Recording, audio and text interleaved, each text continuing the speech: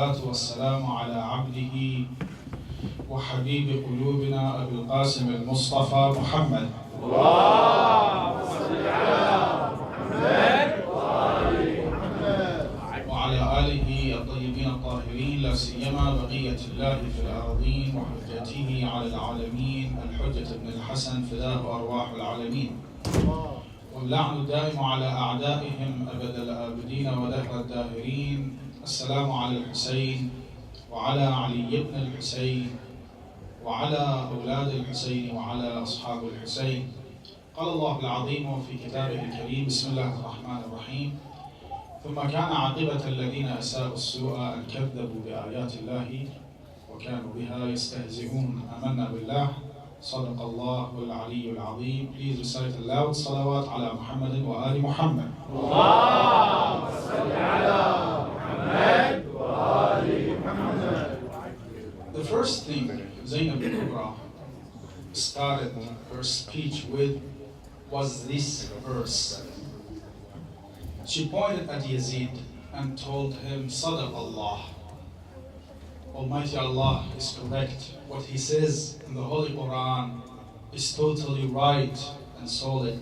ثم كان عاقبة الذين أساءوا السوء أن كذبوا بآيات الله وكانوا بها يستهزئون. The destiny of those who commit and do evil, what was it? The destiny of that was to ignore the sign of Almighty Allah and reject the sign of Almighty Allah. Not only rejection of the signs, and above that, they used to be, or they mock the sign of Almighty Allah. ثم كان عاقبة الذين أساءوا السوء أن كذبوا بآيات الله. What does that mean? It actually means that every sins you commit will drag you to commit another sin.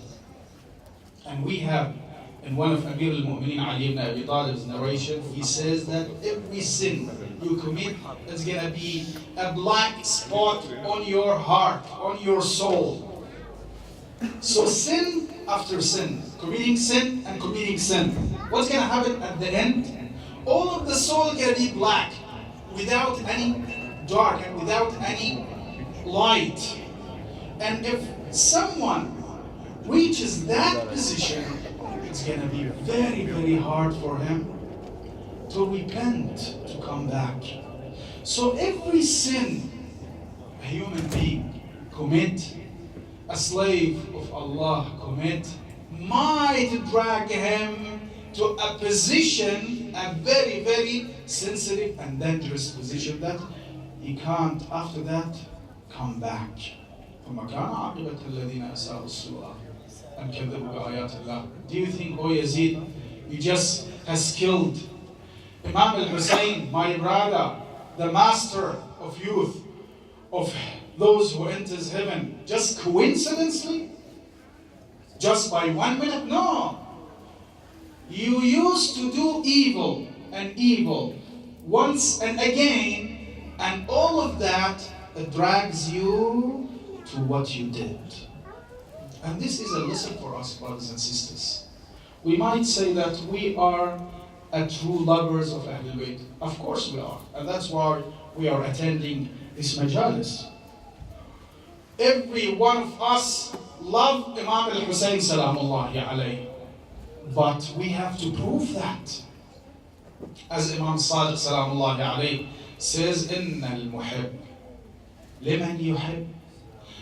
A person who claims that he loves someone, he has to try to act like him, to wear like him, to eat like him, to live like him. So it's not only a claim. قالت الأعراب آمنا قل لن تؤمنوا ولكن قولوا أسلمنا.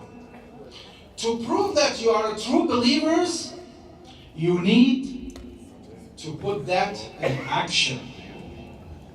You need to show that. You need to prove that. So not only claiming, we have to try hard. Because we want to enter heaven, as all of us know, and we want to be with Abu Fadl Abbas. So Abu Fadl Abbas did not even drink a drop of water for the sake of his brother. And we want to be with him without doing anything? Well, that's impossible, man. Allah subhanahu wa ta'ala is just. If you want to be with Abu Fadl Abbas, you have to try your best at least. If you want to be with Rasulullah and Muhammad wa Ali Muhammad, you have to try your best.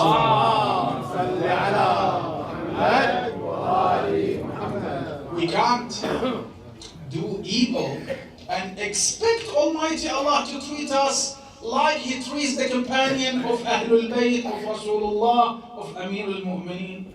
That's not fair. They did what they did, and we need to do our duty. We need to try our best. We need to fasten our desires, especially in these countries. I know it's hard. Some of the youth go to university, some of them go to school. It's very hard, but it is possible. It is possible. And we have in our narrations some of Imam al-Hujjah's companion were raised from East, and we are in East. Why not from Australia? We have some of Imam al-Hujjah's companion. Why not? It is possible. It is possible for me, it is possible for you. ثم كان عاقبة الذين أساءوا السوء كذبوا بآياتنا. Okay, some people might say, and might argue, they might say that, okay, we do evil, but we do good deeds as well, hasanat as well. Is that enough? Will that let us enter heaven with those who used to be pious? No, actually not. It's not enough. Doing good is very important, but avoiding sin is very important as well. Avoiding evil is very important as well. I'm pretty sure every one of you know the narration of Rasulullah when Amir al-Mu'mineen asked him, what is the best thing to do in the month of Ramadan? And Rasulullah replied, Al-wara'u an maharimillah, to refrain from doing evil. God forbid, inshallah. Another narration, Amir al-Mu'mineen says on that narration, اجتناب السيئات أولى من اكتساب الحسنات. And it's even more important. Once a companion of Imam Sadiq came to him and told him, oh my master, I can't do Salat al-Layl, it's very hard for me. I can't do Hajj, Mustahab Hajj, it's very hard for me. I can't go every year to a ziyarah. The only thing I can do is to refrain and protect myself from doing sin. Then Imam Sadiq replied, إِذَنْ أَنْتَ أَعْبَدُ النَّاسِ. To try to fasten your desires, control your desires, you're actually the most person who worships Almighty Allah. ما أفضل الأعمال في شهر رمضان الورع, to refrain from committing sins, from doing evil. So اجتناب السيئات, it's even more important than doing good. Coming to Husseiniya is good. I'm talking with youngsters. It's very good and important. But obeying your parents, probably it's much more important. Doing or being nice to your friend and classmate is important. However, obeying your mother is much more important. اجتناب السيئات أولى من اكتساب الحسنات. Once a companion of Imam al-Hussein came to Imam al-Hussein and told him, oh my master, I am someone, I cannot protect myself from committing sins. Always I commit sins after sins. I do evil after doing evil. Do you have any way, any suggestion for me? For instance, can I just love you and commit sins as much as I want? Imam al-Hussein replied, I will give you a way. Try to follow that way and do whatever you desire. He got very, very happy. Okay, probably Imam al-Hussein will answer me that as long as you are loving me, a lover, true lovers of Ahlul Bayt alayhi salam, you can do whatever you want.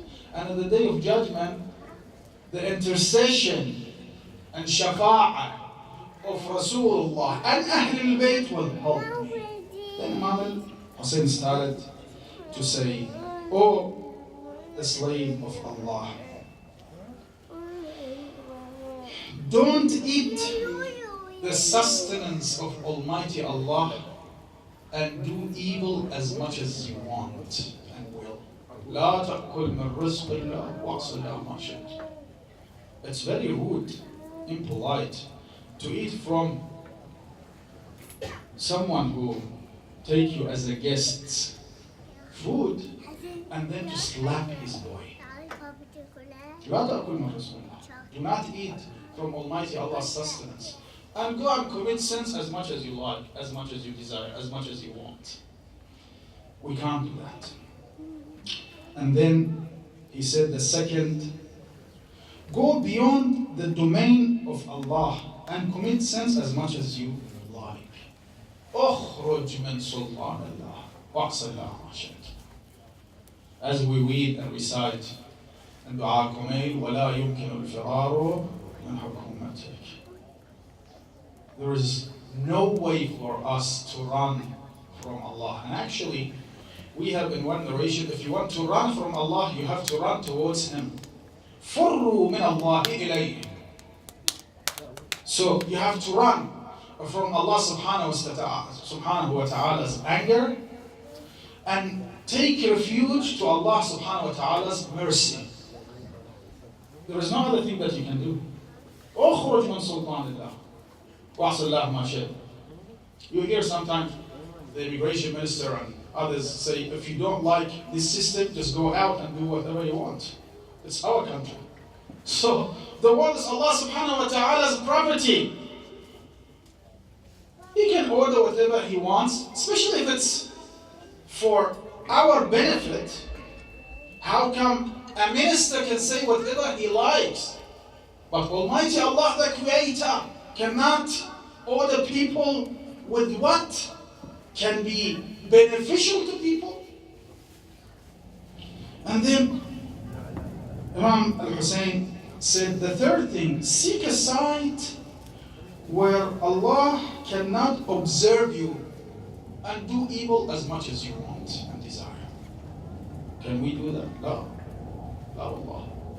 يعلم خائنة الأعين وما تخفي الصدور. Not only He can watch us, observe us, see us, but even He knows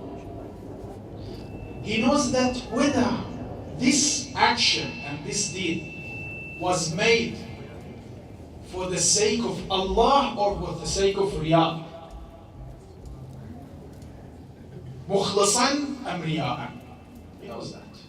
يعلم خائنة الأعين وما تخفي الصدور. The fourth thing, Imam said, if angel of death comes to you, just try to not give him your soul and commit as much as you want of sins. Do evil as much as you want. You can't do that. If the death comes, it comes. لا محيص. Imam al-Hussein, the grandson of Rasulullah, said, لا محيص من يوم خط بالقلم. I can't run away from my destiny. I can't protect myself from being killed on the day of Ashura in Karbala. And the fifth thing, if angel of hell wants to put you in hell, do not go to hell and commit as much sins as you desire and want. So before going to repent to that level, we have to try our best to protect ourselves. Of course, we are not infallible. We commit sins, we do evil sometimes. Sometimes shaitan might seduce us. Correct. But trying is very important. Otherwise, we're going to end up, as Zainab al-Kubra mentioned to Yazid ibn Muawiyah, ثم كان عاقبة الذين أساءوا السوء أن كذبوا بآيات الله وكانوا بها يستهزئون. Some might say that, okay, I don't commit big sins, only small ones, like backbiting, like just sometimes being rude, using bad slangs and language, so they are small. As long as that you think that those sins and evil deeds are small, it's gonna turn big. Amir al-Mu'minin Ali ibn Abi Talib says, أعظم الذنوب عند الله سبحانه ذنب صغر عند صاحبه. The bigger and the biggest sins in the eye of Allah subhanahu wa ta'ala are those sins that the committer of those sins thinks and assumes that they are only a tiny small sins. So even a small sin, a very small sin, if you think that this is a small, that's it. Why? Because when you are doing evil, you are actually breaking Almighty Allah's law. Whether it's 10 kilometers above the speed limit or 100 kilometers above the speed limit. If a police catches you, that's it. You have to give him some of your points and some money as a fine. You can't tell him that, okay, it's only 10 kilometers above the limit. He says, okay, even if it's 10 kilometers, it's dangerous. If you keep insisting, it's a small, very small gharama and jarima, he will take you to court because you are actually mocking the law. And that's something very natural. And Allah subhanahu wa ta'ala will do the same. أعظم الذنب ما استخف به صاحبه والعياذ بالله. So we have to try at least to watch ourselves, to try our best, especially in this country. Especially because you are attending majalis of Imam al-Hussein. Especially because you are the follower of Imam al-Hussein. As Imam Sadiq said once to one of his companions, he used to commit sins and do evil. الحسن من الجميع حسن ومنك أحسن والقبيح من الجميع قبيح ومنك أقبح لقربك منه. Because you are a follower of Ahlul Bayt عليه السلام, you have to be more careful of your deeds. Because you are a follower of Ahlul Bayt عليه السلام. Otherwise, they will say, I saw a Shia of Imam al-Hussein, someone who used to attend Husseiniat, who used to beat his chest, doing such and such. And that's very bad. Bad for the reputation of Ahlul Bayt alayhi salam. أسأل الله سبحانه وتعالى أن يجعلنا دائما ممن استطاع أن يحارب نفسه ويجاهد نفسه وأن يبتعد عن الذنوب ببركة الحسين وآل الحسين. هذا والحمد لله رب العالمين والصلاة والسلام على محمد وآله الطاهرين.